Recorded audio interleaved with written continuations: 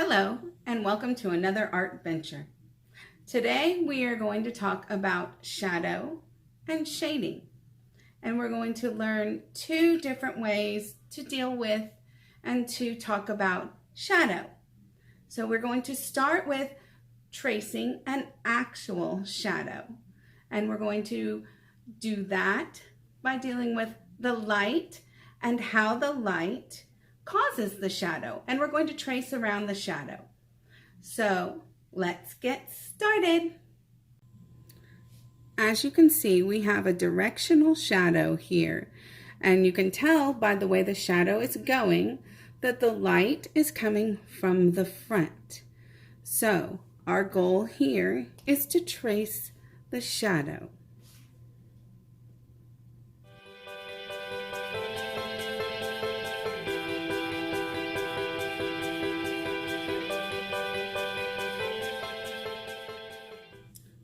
Once you have traced the shadow, you can remove the animal, toy, whatever you decide.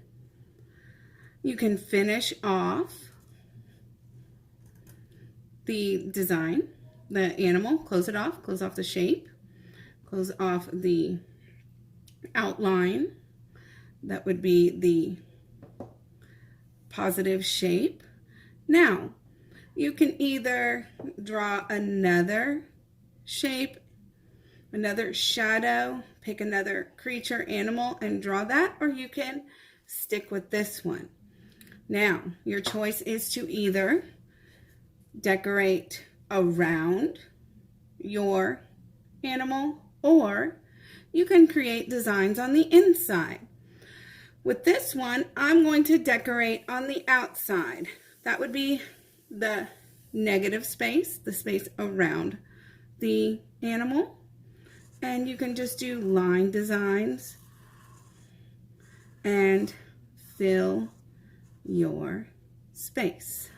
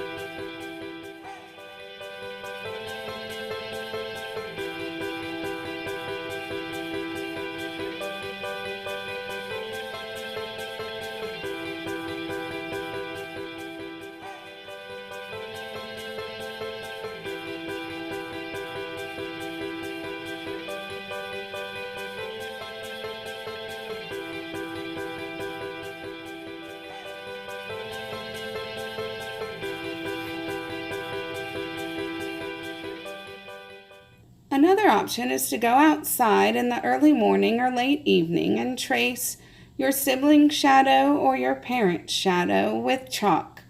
You can also fill it in with designs or decorations, or you can design around the outside or color it in. Just have fun.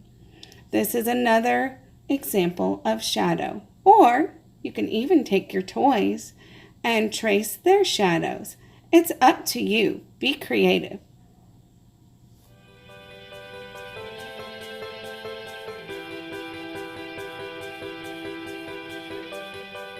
Your next option is to use shadow and shading when you are actually drawing whatever object you choose. So you're going to actually look at the object and you are going to draw what you see, and you're going to pay close attention to where shadows are, because shadows are what ground a drawing. We always want to use shadows when we are drawing something, because that way it doesn't look like it's floating in space. It's grounded. So when drawing this, I will look at it and I will sketch it out.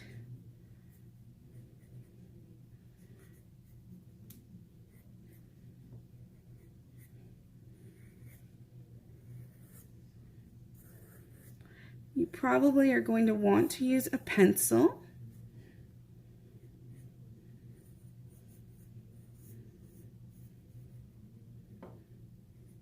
And when you are sketching anything from life, you want to make sure that you spend a lot of time looking at the object. And I can see right here that I have made this too short. That's why I like to use a pencil, and that's why I like to sketch. I'm trying to draw it a little bit darker here just so that you can see it, because I know that the camera doesn't pick it up very well. So his back comes here. And his foot is back here, and the tail comes out here.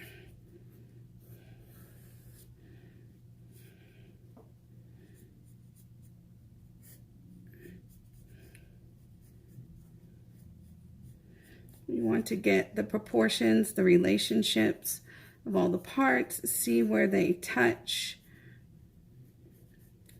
see where they intersect the different parts of the body, so that you basically get the shape as close as possible.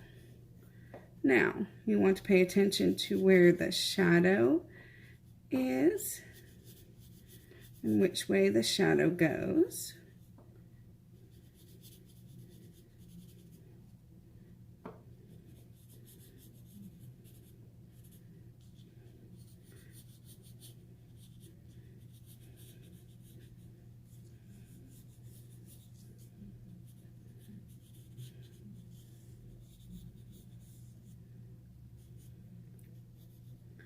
And then you can start shading.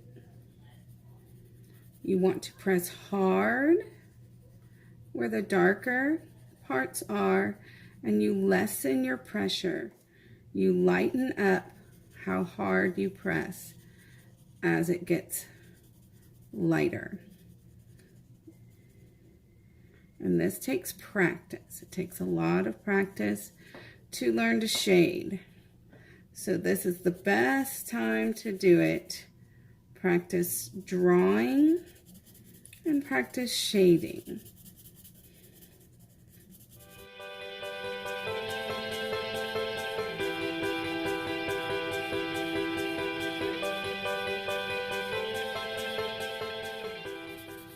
Make sure that when you are shading, you go back and forth so you get the layers, and then you get a nice smooth